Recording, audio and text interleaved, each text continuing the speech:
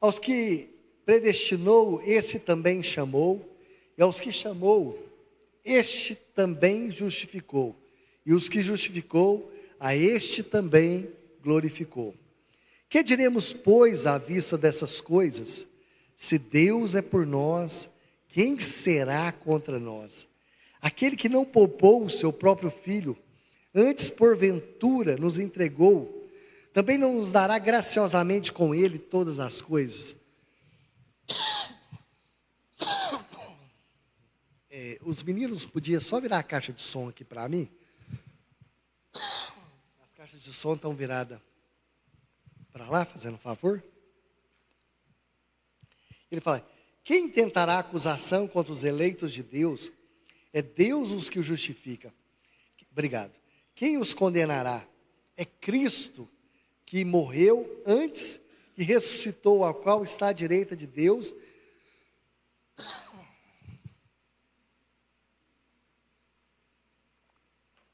E também intercede por nós. Quem nos separará do amor de Cristo? Será tribulação, ou angústia, ou perseguição, ou fome, a nudez, o perigo, a espada? Como está escrito: por amor de ti somos entregues à morte. A morte o dia todo. Fomos considerados como ovelhas para o matadouro. Em todas essas coisas, porém, somos mais do que vencedores por meio daquele que nos amou. Porque estou bem certo que nem a morte, nem a vida, nem anjos, nem principado, nem as coisas do presente, nem do porvir, nem os poderes, nem altura, nem profundidade, nem qualquer outra criatura poderá nos separar do amor de Deus que está em Cristo Jesus, nosso Senhor. Amém? Obrigado, Senhor, por essa palavra. Obrigado por essa noite. Obrigado por cada vida que está aqui nesse lugar. Que o Senhor fale ao nosso coração nessa hora. Tira de nós, meu Deus, toda ansiedade, toda preocupação. Que o Senhor fale ao nosso coração nessa noite. Que o Senhor fale e não te cales. Que toda preocupação, toda ansiedade, nós lançamos aos pés do Senhor nessa noite, em nome de Jesus. Amém? Amém, queridos? Olha só, é um texto bem interessante, que ele fala assim, olha, aquele que nem mesmo o seu próprio filho poupou, antes o entregou por cada um de nós, ele também não nos dará graciosamente, junto com ele, todas as coisas. Se Deus é por nós, quem será contra nós? E ele termina dizendo assim, ó, porque em Cristo Jesus, nós não somos vencedores, nós somos mais do que vencedores, por meio daquele que nos amou. Amém? E hoje eu coloquei aqui, só para nós meditarmos e refletirmos na palavra de Deus, passos para ter uma vida vitoriosa. Queridos, eu tenho certeza que todos nós buscamos ser bem-sucedidos em todas as coisas. Nós temos que ser sucedidos em todas, não apenas em algumas áreas. Às vezes, quando você lê algumas biografias de alguns homens, até mesmo homens de Deus, talvez eles foram bem-sucedidos na vida financeira, foram bem-sucedidos no ministério, mas deixou algumas áreas da sua vida a desejar. Mas nós temos que ser bem vitoriosos em todas as áreas, na área profissional, na área emocional, na nossa vida com Deus. E nós temos que ter algumas atitudes, e a Bíblia, ela nos mostra alguns passos, algumas atitudes que nós podemos ter no dia a dia, que isso vai nos conduzir o quê? A vitória. E eu fico olhando, né, que a Bíblia, ela não mostra somente o sucesso das pessoas, mas também mostra o fracasso. E nós vamos ver algumas coisas que aparentemente tão simples, mas tão profundo na palavra de Deus. E hoje meditando, fazendo o meu devocional, escrevendo algumas coisas, isso começou a falar no meu coração. E eu creio também que vai falar no seu coração nessa noite, amém? E a primeira coisa que eu coloquei, coloca para mim o primeiro passo, fazendo um favor. Honre a sua família. A primeira coisa, o princípio da honra, pessoal. A honra, a Bíblia fala assim para mim e para você: honra teu pai, tua mãe, que é o primeiro mandamento. E hoje eu fui pesquisar o que é essa palavra honra. Se a Bíblia fala para mim e para você, honra teu pai, tua mãe, hoje nós vivemos uma geração que tem perdido esse princípio da honra, o princípio do respeito. Hoje, se a gente chega para alguém e fala assim, o senhor, a senhora, ele fala, não me chama de senhor, não me chama. Às vezes não é questão de idade, pessoal. É questão de respeito, de hierarquia. Sabe, aquela coisa de honra, você honrar a pessoa. E eu acho tão bom, a primeira coisa que eu ensinei para o Dom, lá na maternidade, a hora que ele acabou de nascer, eu peguei na mão dele e falei, meu filho, a primeira coisa, quando nós acordarmos, vai ser, falar assim, Dom, dá a benção para o papai. E uma coisa que eu fico tão feliz, queridos, é a hora que ele já aprendeu, eu falo assim, Dom, dá a benção para o papai, ele dá a mão. Eu chego em casa, Dom, dá a benção para o papai. Eu olho para ele e falo assim, Deus te abençoe. Porque quando eu falo assim, Deus te abençoe, eu estou falando assim, Dom, o papai não pode te abençoar, mas eu conheço um Deus, que Ele tem todo o poder para abençoar a sua vida. Então essa coisa da honra, do princípio, às vezes quando eu ia sair de viagem e tal, eu ia até a casa da minha avó já estava com 98, 99 anos, 100 anos, mocinha. Eu chegava lá e falava assim, vó, me abençoa. Ela falava assim, ó, você está levando blusa? Você está comendo direitinho? Às vezes ela pegava no braço, que a visão dela já estava bem debilitada, e falava assim, você tem que comer. Então isso, nós nos sentimos o quê? Protegido. A honra, ela caminha junto com a fé. Eu vou te mostrar agora aqui na Bíblia, que a fé e a honra são princípios que nos levam ao milagre. Eu fico olhando aquele centurião, quando ele chega até Jesus ali no livro de Mateus capítulo 7, ele chega até Jesus e fala, olha, meu servo está doente. Jesus fala assim para ele, não, eu vou com você. Ele fala, não, eu sou homem de autoridade como o Senhor. Mas se o Senhor disser apenas uma palavra, ele vai ficar curado. Ele reconheceu que Jesus era uma autoridade. Quando ele reconhece que Jesus é autoridade, é o quê? É honra. E ele diz, se o Senhor disser uma palavra, então quer dizer que honra e fé, elas caminham juntos. Às vezes nós estamos querendo um milagre, nós temos até fé, mas nós vivemos uma geração de desonra. Nós não honramos mais nossos pais, nós não honramos mais as pessoas à nossa volta, o nosso líder, nós não honramos as autoridades. E isso vai nos levar o quê? Ao milagre. E eu coloquei aqui 3 coisas que me chamam a atenção sobre a honra, né? Pastor, o que é honra? Honra é enxergar a importância do outro. Honra é valorização, admiração. Eu vou te mostrar 3 princípios da honra. Quer ver? Coloca para mim, 1 Pedro capítulo 2. 1 Pedro capítulo 2, versículo 15. Olha só que interessante. Porque assim é a vontade de Deus, que pela prática do bem, façais emudecer a ignorância dos insensatos. Olha só. Como livres que sois, não usando todavia a liberdade por pretexto da malícia, mas vivendo como servos de Deus. 17. Tratai todos. Quantos que tem que tratar, gente? Todos. Sabe, é todos. Deixa eu só perguntar para vocês aqui. Quando você chega num lugar, só um exemplo, você chega na academia, e tem aquela pessoa ali que está fazendo a limpeza, você passa por ela, você cumprimenta ela? Você fala bom dia? Você cumprimenta essa pessoa? Coisa simples, pessoal. Coisa básica. Você olha para ela e fala assim, bom dia, como a senhora está? Você trata essa pessoa, como você trata? A Bíblia fala que nós temos que honrar quem? Todos, pessoal. Sabe, desde as pessoas mais simples. Todos, quando a Bíblia fala todos, é todos. Então nós precisamos tomar esse cuidado. Sabe, às vezes você fala, esses dias eu estava viajando, e eu passei estava com o Cezinha. Nós fomos em Uberlândia, né, César? Nós paramos ali no pedágio, eu falei assim, boa noite, não foi? O que a pessoa me respondeu? Não respondeu não. Eu olhei para o Cezinha e falei assim, o que é isso? Foi 2 vezes, né, César? Na ida e na volta. Eu cumprimentei a pessoa, falei assim, a gente para e fala assim, boa noite. A pessoa não respondeu, pessoal. Eu fiquei olhando, eu falei assim, tudo bem. Sabe, coisa básica, né? Assim, um boa noite, bom dia. Às vezes um como você está. Sabe, então a Bíblia fala para nós honrarmos todos. Então o primeiro princípio da honra é honrar todos. Queridos, e sempre tem alguém nos olhando. Guarde bem isso. Sempre tem alguém nos honrando, ou melhor, nos olhando. Agora eu posso falar, a minha irmã, ela trabalhava aqui na UPA, tal, e aconteceu um imprevisto, mudou a gestão, ela foi viajar, tal, ela quebrou a perna, e aí ela não teve como mais ser contratada. Estou só resumindo para vocês entenderem.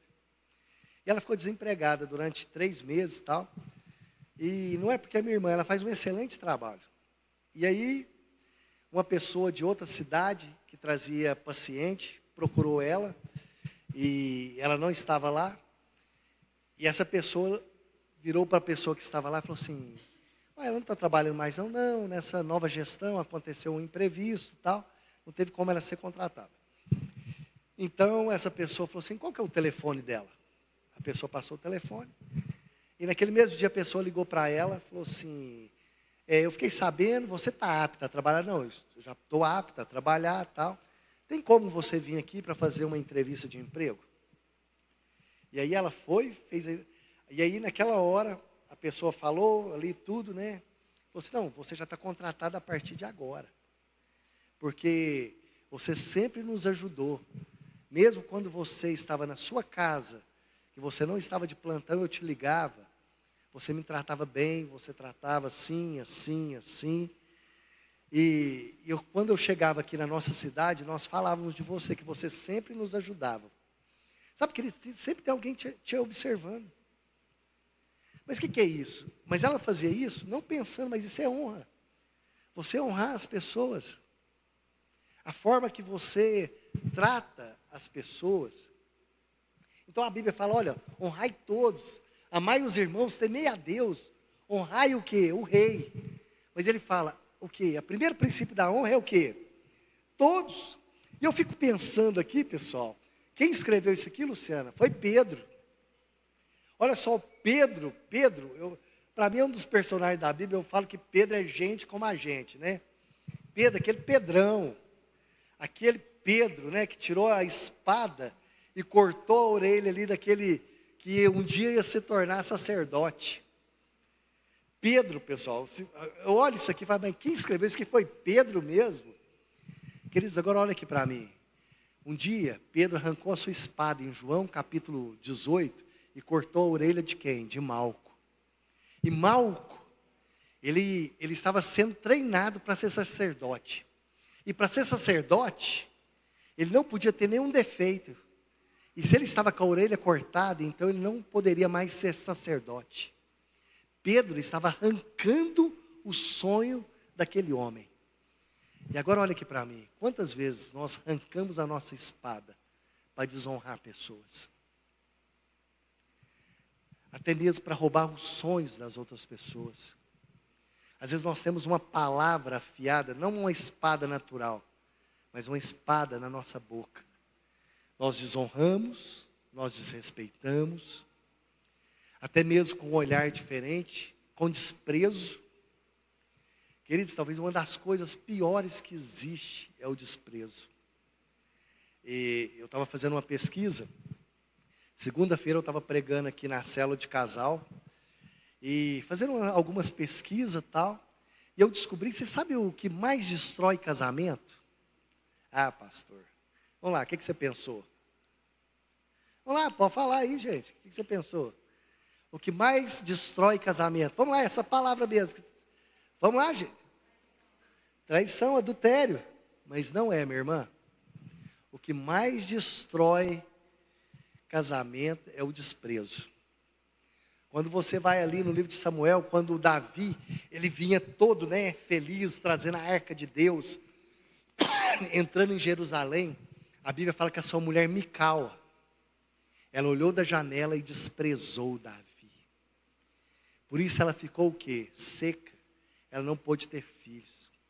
Então uma desonra, queridos, nos faz ficar o quê? Estéreis. A desonra, ela quebra laços de aliança. O desprezo. Às vezes nós desprezamos pessoas que um dia investiu na nossa vida. Nós não queremos honrar essas pessoas. E a escada da honra, queridos, a primeira coisa é a gratidão. Depois da gratidão, a gentileza. Depois da gentileza, é o reconhecimento. Então, a honra, ela tem uma escada. Então, quando você olha, o desprezo faz com que nós perdemos várias coisas na nossa vida. Você olha Esaú, lá no livro de Gênesis, capítulo 25, em determinado momento, ele desprezou aquilo que Deus tinha para a vida dele, a sua primogenitura. E quando ele despreza, ele perde aquilo que Deus tinha para a vida dele. Cuidado com essa palavra chamada desprezo. Às vezes a gente olha, quando eu olho a história de Davi e Golias, quando você olha aquela história, queridos, Golias já tinha vencido a batalha. Ele já tinha vencido. Quando você vai lá em 1 Samuel capítulo 17, a Bíblia fala assim, que Golias olhou para Davi e o desprezou. O que fez ele perder aquela batalha? O desprezo. Então, quando nós temos essa palavra no nosso coração, eu desprezo fulano, eu desprezo ciclano. Quando nós desprezamos, nós perdemos aquilo que Deus tem para nós. Porque nós perdemos o princípio da honra. Sabe o que é o princípio da honra? Primeira coisa, gratidão. Quando você tem gratidão, você age com gentileza. E quando você age com gentileza, você tem um reconhecimento. Agora eu vou dar uma chave, um segredo para vocês. A honra faz com que você venha tocar o coração das pessoas. Sabia disso? A honra, quando você honra as pessoas, você toca o coração da pessoa. Por mais que ela esteja ferida, você consegue o caminho para entrar dentro do coração dela. Eu sempre falo isso. Eu lembro que um dia eu estava contando um episódio aqui sobre o princípio da gratidão.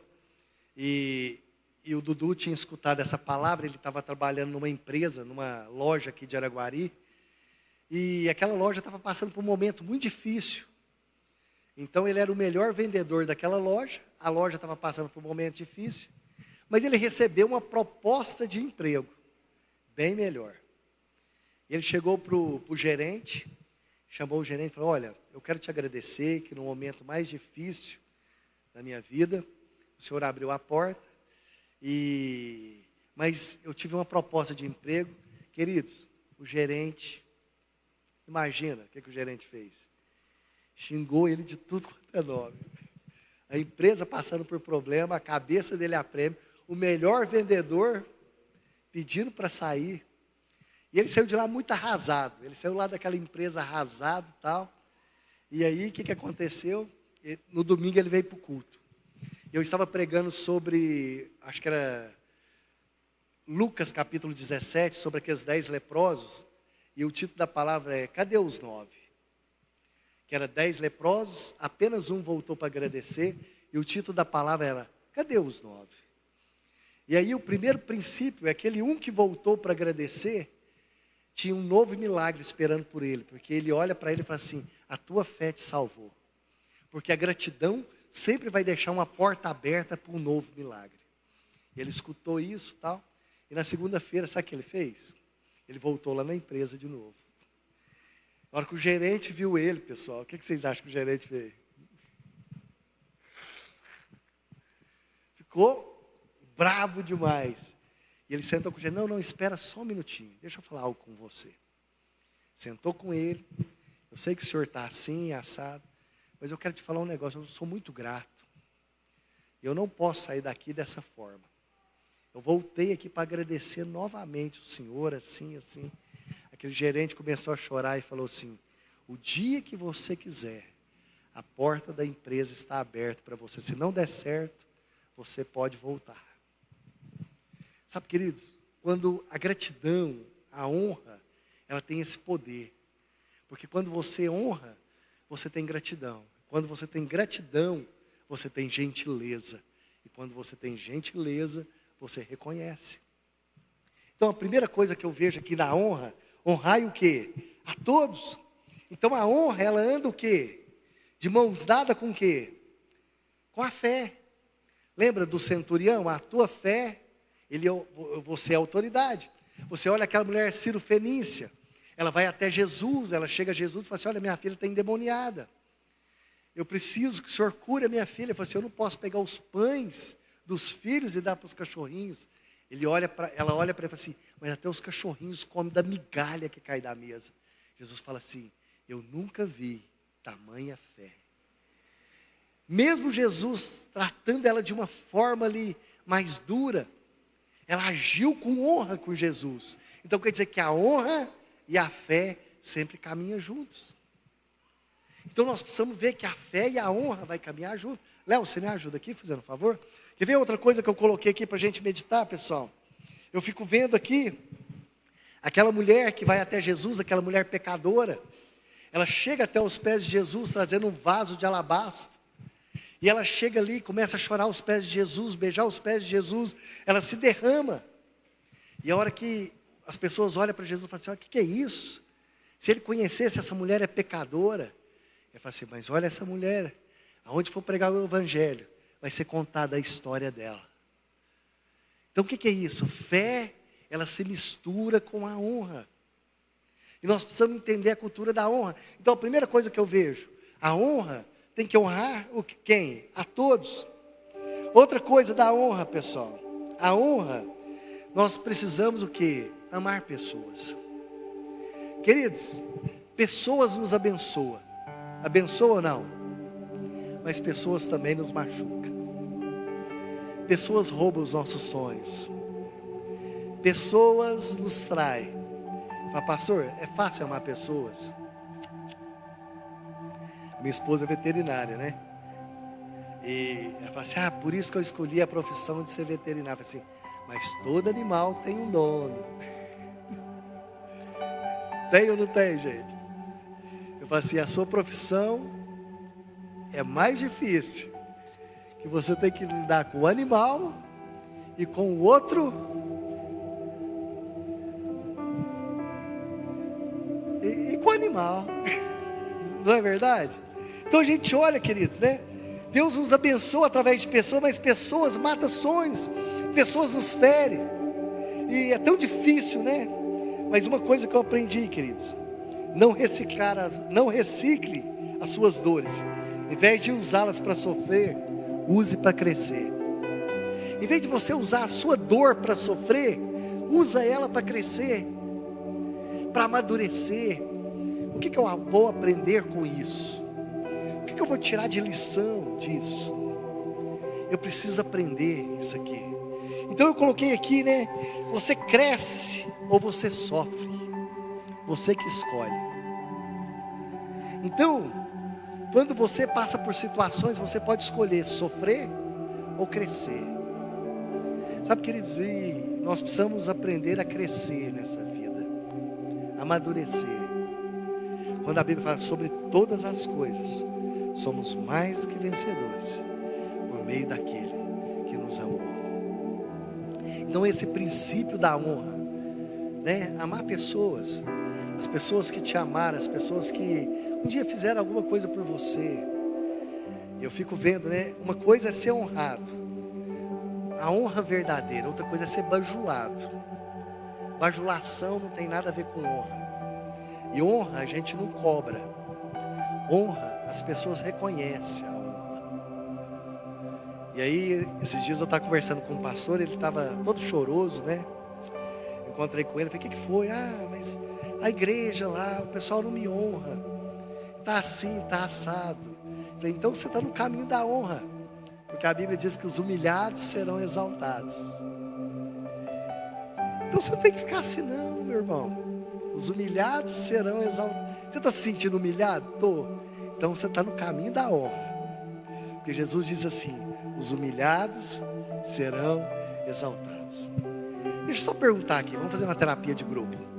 Em algumas circunstâncias, você já se sentiu humilhado ou foi só eu? Você estava num lugar, numa loja ou na empresa. Queridos, eu já tive cada situação que eu ficava olhando, que eu me sentia assim, ó, o pior do pior do pior. Falei, o que eu estou fazendo aqui? Aí você olha, né? Esses dias eu fui pagar algumas contas na lotérica.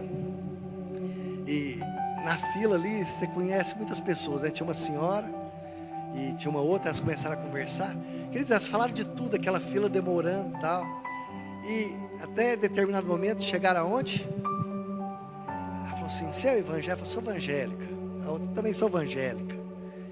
Elas falaram tão mal das igrejas delas, mas tão mal, mas tão mal, mas tão mal, mas tão mal, mas tão mal, tão mal. Vai falando mal. E as crianças estavam perto e tal, falou dos pastores, foi falando mal. E eu quietinho ali, prestando, e eu só orando. Mas falou mal, assim, de pastor, queridos. Eu acho que eu contei aqui esses dias que a segunda profissão mais difícil do mundo é ser pastor, você sabia disso? É super interessante, tá? A primeira, quem lembra que eu falei? Quem lembra? Ser presidente dos Estados Unidos. E a segunda profissão mais... que não é profissão, né, queridos, é chamado, é ser pastor, sabia? Na segunda colocação.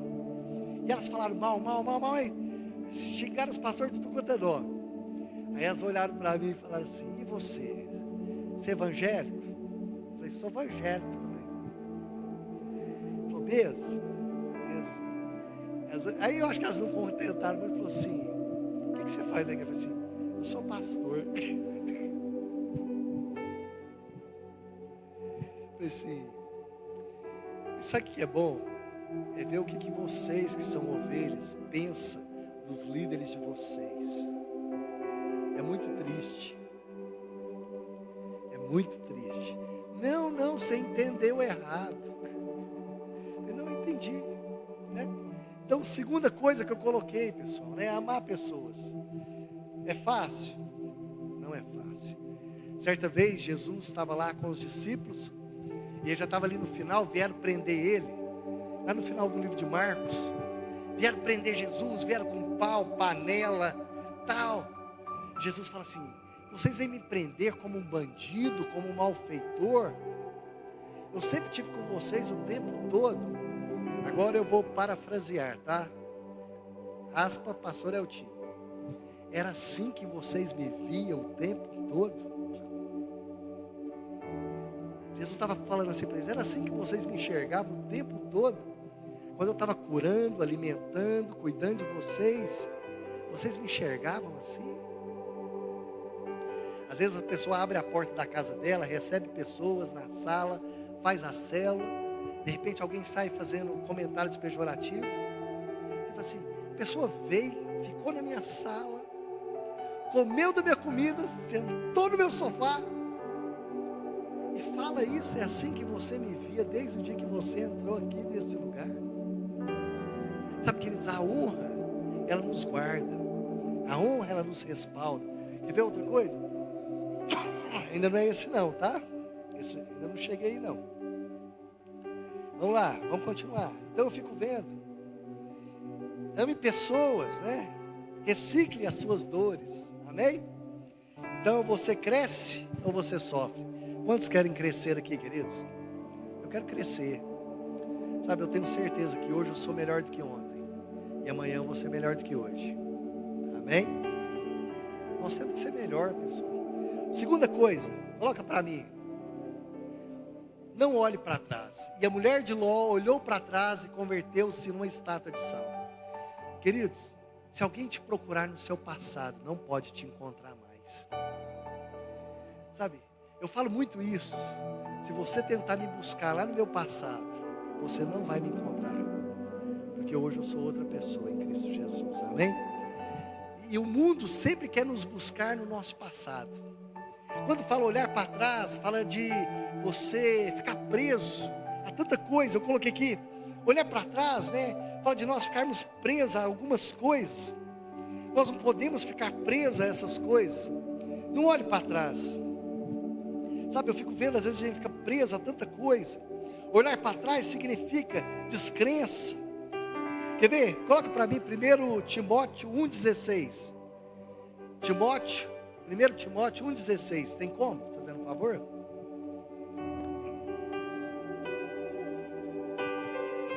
Por essa mesma razão me foi concedida a misericórdia, para que em mim o principal evidenciasse Jesus Cristo, e a sua contempla a longanimidade, e servir seu de modelo. A quantos hão de crer nele para a vida eterna? Fala, nós somos modelo para crer o quê?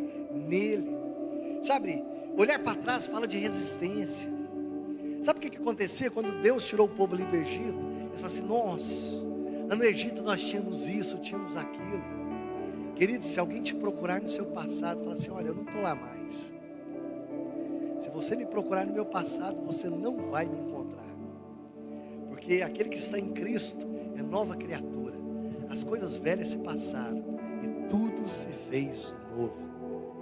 Sabe, é novo. Esses dias eu encontrei com uma pessoa que eu estudei com ela, falou assim, Eltinho, você ainda é crente? Eu falei, você não entendeu. A minha aliança é para a eternidade. O meu compromisso com o Senhor é para a eternidade. Amém? Amém, queridos? Então não olhar para trás, não ficar preso às coisas do passado.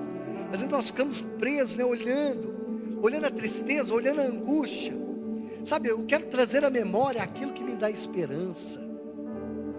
Começa a contemplar aquilo que te dá esperança, aquilo que fortalece o seu coração. Então não olhe para trás. Quer ver outro princípio que nos traz vitória? Coloca o terceiro. Tenha fé.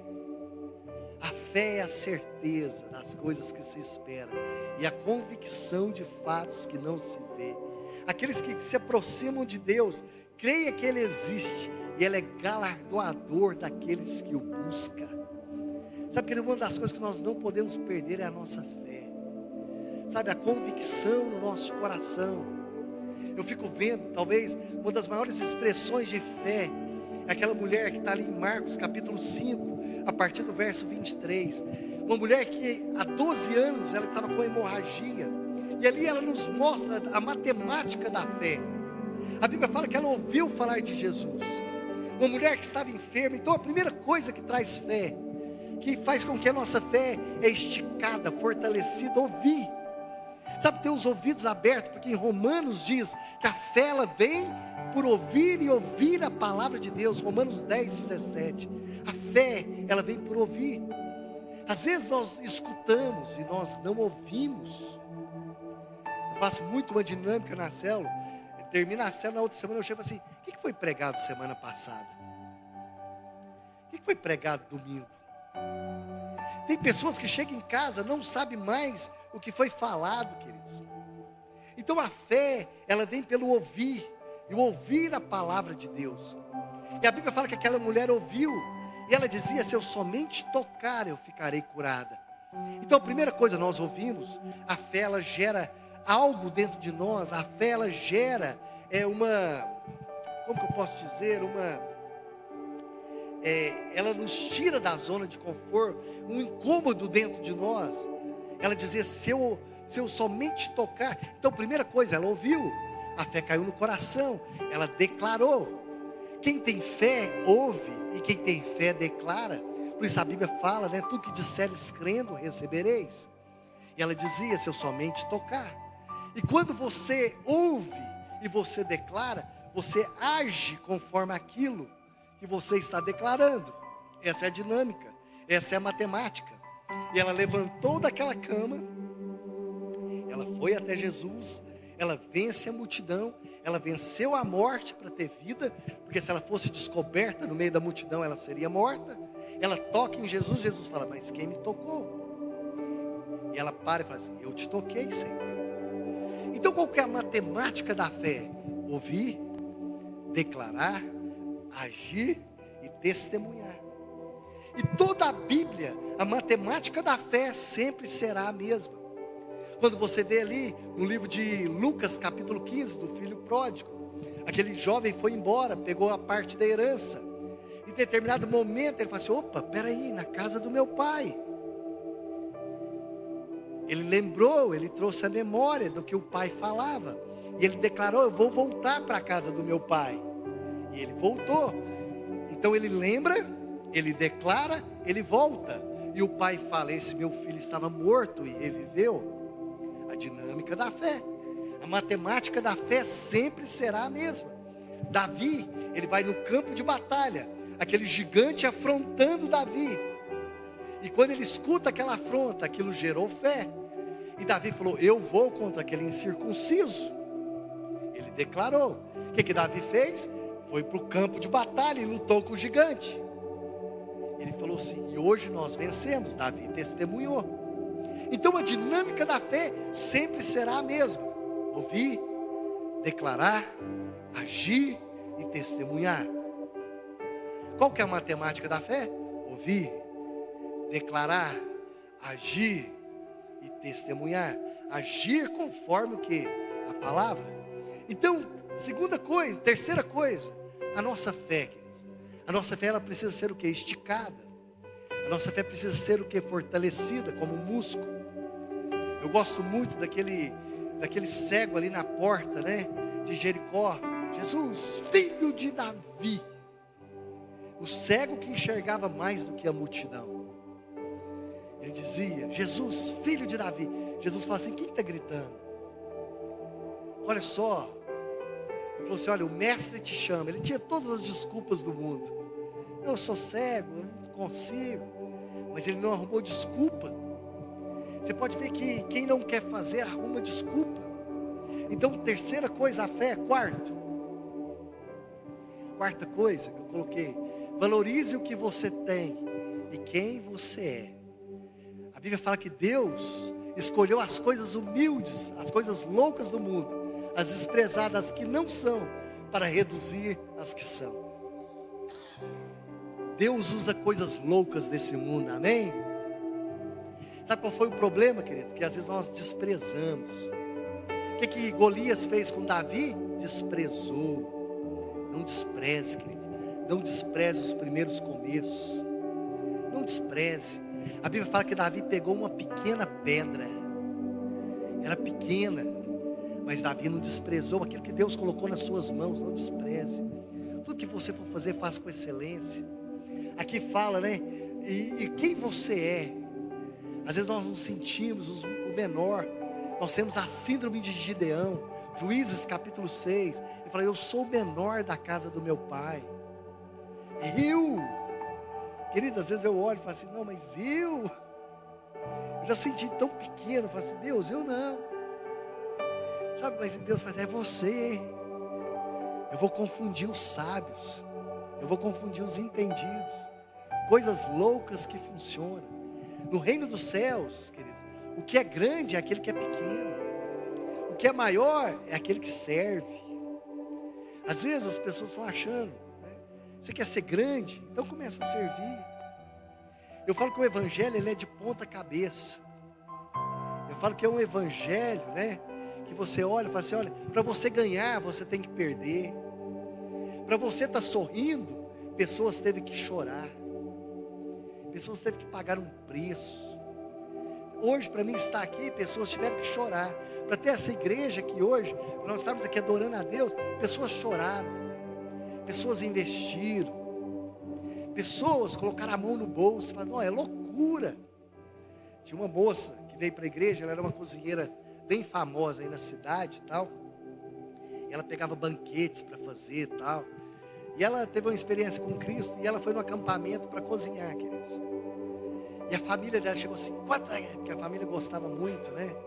E aqueles dinheiro é bom. Vamos lá, gente. Dinheiro é bom ou não?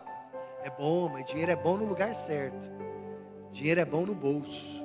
Porque se for no coração, é um problema. Dinheiro é bom, mas no bolso.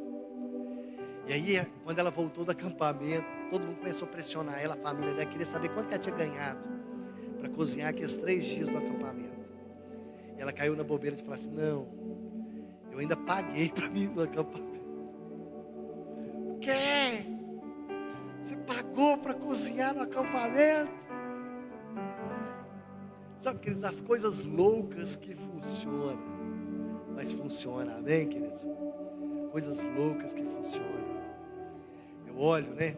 Quem já leu um livro chamado Eu o chamei para ser meu sócio e ele disse sim. Alguém já leu esse livro? Não. E ele conta a experiência que ele chamou Deus para ser sócio dele. E Deus disse sim. E aí ele começa a experiência dele com Deus. Tem uma pessoa que eu não vou citar o nome, ela mais a filha foi abrir uma empresa. E aí, ela mais a filha, e a primeira coisa que ela virou para a filha dela tinha uma experiência com Cristo, mas ainda não era convertida. Ela sentou com a filha e falou assim: olha, nós podemos até abrir essa empresa, mas eu não abro mão de nós darmos o nosso dízimo todo mês. Porque se não for assim, nós nem vamos começar esse negócio, porque vai estar fadado ao fracasso. A filha olhou para a mãe e falou: não, mãe, pode abrir a empresa. Mesmo a moça não vindo, queridos, já tem mais de 10 anos. E isso eu posso afirmar para vocês. Todo mês, o dízimo e a oferta dessa moça está na conta da igreja. Mesmo ela não frequentando a igreja. Todo mês, que ela falou assim: eu não sei porque deu certo, mas eu sei que dá certo. Coisa louca que funciona, amém? Então, outra coisa, valorize. Sabe, Golias menosprezou o desprezo, né? O que é aquela pequena pedra? Não menospreze aquilo que Deus colocou na sua vida. Coloca outra coisa para mim. Coloca 5. Seja determinado. Uma pessoa determinada, tenha foco. Talvez um dos maiores exemplos de determinação na Bíblia para mim é Neemias. Um dia ele ficou sabendo da destruição de Jerusalém. E ele determinou reconstruir aquele lugar. Seja uma pessoa determinada na sua vida espiritual, na sua vida financeira. Sabe, tem uma determinação. Aquilo que Deus vai fazer. Aquilo que Deus vai fazer na sua vida e na minha vida. Sabe, a determinação. Tem coisas, pessoal, tão pequenas, mas que não tem valor. Assim, tão pequenas que nós não podemos nem mensurar o valor. Tão grande. Que eu não sabia, que eu descobri esse dia uma coisa tão simples.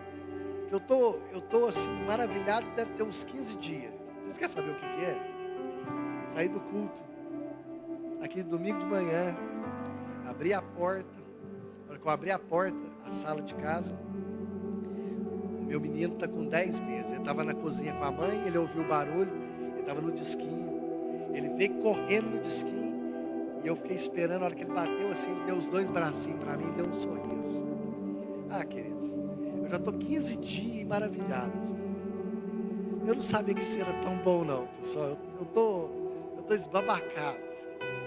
E a hora que eu peguei ele, que eu pus ele aqui, ele foi me dar uma mordida na orelha. Talvez a palavra que é mais escuta lá em casa é assim: Dom, não pode. Dom, não pode. Dom, não pode.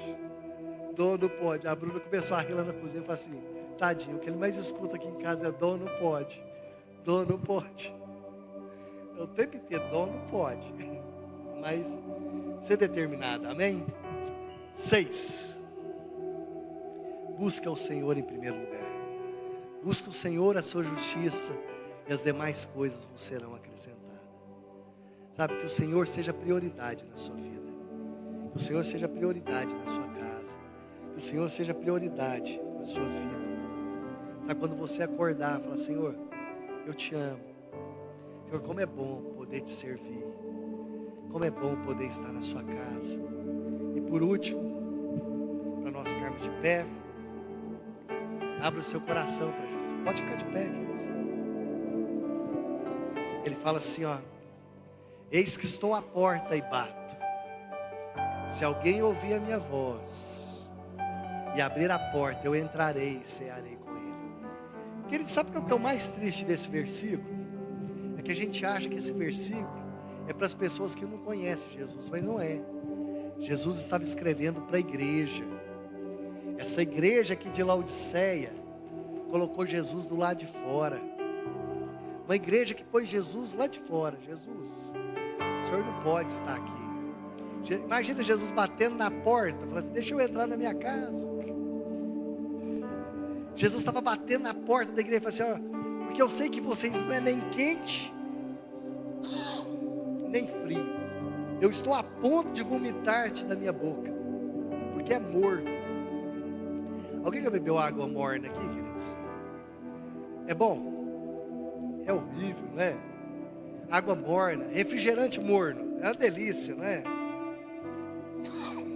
Jesus fala assim, ó, estou a ponto de vomitar-te da minha boca. E eu falo que o morno, Jesus, ele sente ânsias de vômito. Você fala, por quê? Porque se é frio, ele pode esquentar. Se ele é quente, ele vai permanecer. Mas se ele é morno, feche seus olhos. O Senhor quer levantar uma geração mais do que vencedora. Feche seus olhos, coloque sua mão sobre o seu coração. O Senhor está aqui nesse lugar. Aquele que é poderoso para fazer infinitamente mais. Aquele que quer te conduzir à vitória todos os dias da sua vida. Te louvamos, Senhor. Te louvamos, Deus. Te louvamos, Senhor. Aleluia! Você pode levantar a tua voz agora e começar a orar, a colocar a sua vida diante do Senhor. Você que está em casa, sabe, seja uma pessoa de fé, uma pessoa de honra, uma pessoa que busca a presença do Senhor. Aleluia! Isso, queridos, ore até que algo aconteça na sua vida.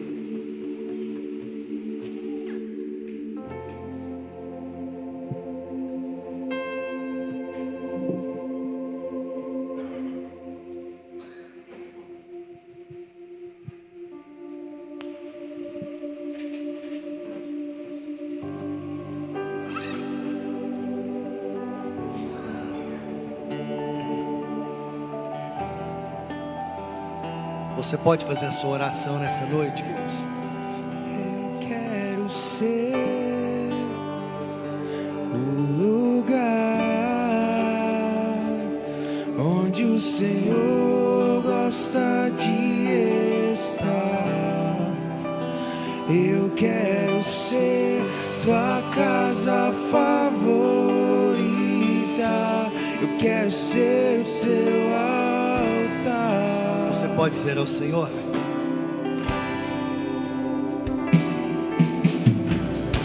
encontre em mim, ó Deus, algo de valor. Eu quero atrair tua presença, por tua misericórdia, ó Deus de Israel. Enche o templo com tua glória, restaura a casa caída de Davi, para que os povos saibam que há um Deus em Israel. Eu quero ser o lugar onde o Senhor gosta de estar. Eu quero ser tua casa favorita. Eu quero ser o teu altar.